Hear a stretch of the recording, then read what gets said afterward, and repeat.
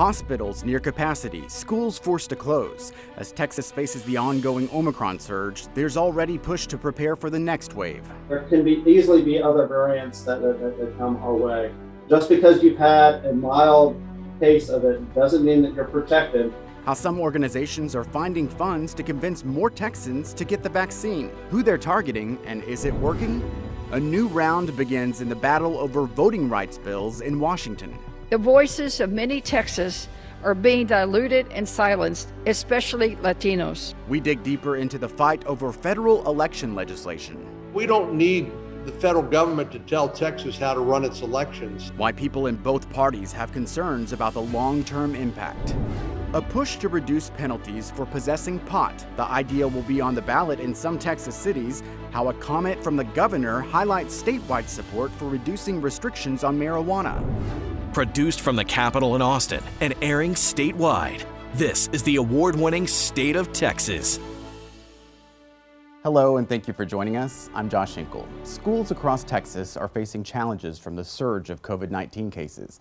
The increase of staff members calling out sick is affecting everything from cafeteria service to class sizes and even canceling school.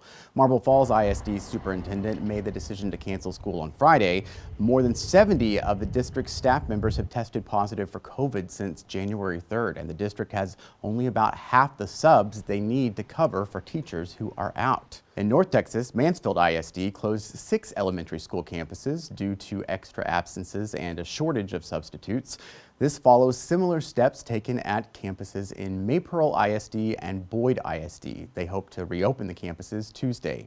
Liberty Hill ISD's superintendent put out a video to parents asking any volunteers to help them out, saying their COVID cases are doubling daily. Several other districts across the state made similar pleas. Hospitals are still struggling with staffing amid the surge. In Amarillo, the chief medical officer at Northwest Texas Hospital put in a request for a FEMA strike team to help. He says some patients have to wait for emergency care.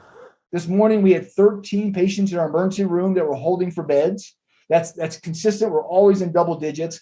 And we know that there are 43 patients out in the region who are waiting to get to a higher level of care. Half of them are people who are suffering from COVID right now. A number of hospitals temporarily stopped doing elective procedures and are even postponing some surgical procedures because of staff shortages. Scientists tracking the COVID outbreak last week discovered a new mutated form of the Omicron variant in South Texas. Our Border Report team talked with leaders in Hidalgo County about the discovery. Health officials say this new subvariant is not cause for concern yet. Now, is it more serious? Is it more illness? No, it's just a different molecular structure. Mother Nature is very powerful. Mother Nature is going to win at the end, okay? You could divert a river, you could block a river, you can, build things around the river, but at the end, the water is going to get to where it wants to go. Well, viruses are part of Mother Nature. Viruses adapt, change. The Texas Department of State Health Services is still working to get more people vaccinated. They're offering financial help to groups across the state that are willing to help promote the COVID vaccine in rural and underserved communities. Maggie Glenn spoke with an organization that received part of that funding and outlines how they've used it so far. Printing, getting resource information out, that's a big one. For the past 3 months, the Texas Familias Council has been distributing pamphlets like this, urging more of their community to get vaccinated and dispelling misinformation about the shot. With immigrant and Latino, Spanish-speaking communities, that can be a very, very difficult challenge to overcome because they don't have access to all the information at the time that most English speakers do. The group has already been serving their community for the past decade, which can help get through to those who are still hesitant. People want to have a trusted source. The Texas Familias Council is also spending the money to hire more volunteers to spread the word. Hiring community outreach educators that can spend that one-on-one time to sit down and talk with families or attend a PTA meeting or go to a homeowners association meeting. And setting up convenient vaccine clinics. Sometimes it's not hesitancy because of any particular belief. It's people have just put it off because they're working very hard and they just haven't had the time to go and get a vaccination shot. While new vaccinations are too late to curb the current Omicron surge, doctors say it's still crucial to fight future variants. There can easily be other variants that come our way. Just because you've had a mild case of it doesn't mean that you're protected, and doesn't mean that you can't transmit the next variant to somebody that you really, really care about. Maggie Glenn for State of Texas. The grants range from $50,000 to $150,000. DSHS already awarded one round of grants in the fall. The deadline to apply for the second round is January 28th.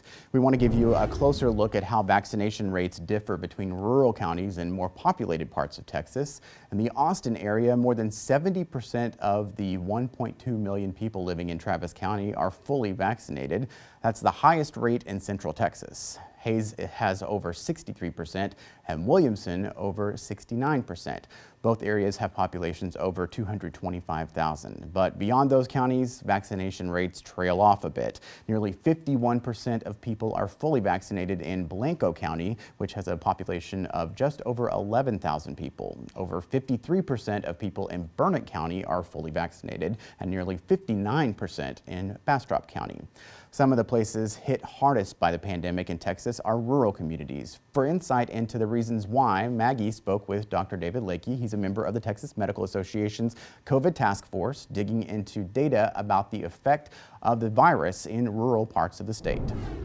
A lot of these areas have less resources, and so if they are ill, it's harder for them to care for themselves. It's harder for them to stay home in the midst of a pandemic. A lot of individuals don't have sick leave and can't just stay home, and don't have the resources just to continue on when they are ill.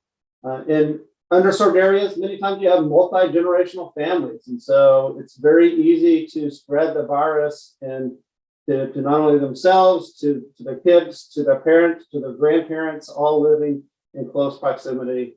And so the more that we can do to prevent the disease in the first place, the better off we're going to be. And I think most of these individuals aren't against vaccine. There's just been so much misinformation on Facebook, on Twitter, and social media. It may not be perfect in preventing all mild disease, but it sure looks very good at preventing severe disease. Dr. Lakey said he's also concerned about the availability of antibody treatments. He said the demand is high, but supplies are limited right now, leaving some patients waiting for the treatment they need. Austin voters will decide whether to lower penalties for possessing marijuana, but it's not just a big city idea. Small possession of marijuana is not the type of violation that we want to stockpile jails with. How a comment from the governor highlights bipartisan backing for easing some restrictions on pot. A campaign school aims to get more women on your ballot. We look at who's getting involved and how it's opening a path for future leaders in Texas.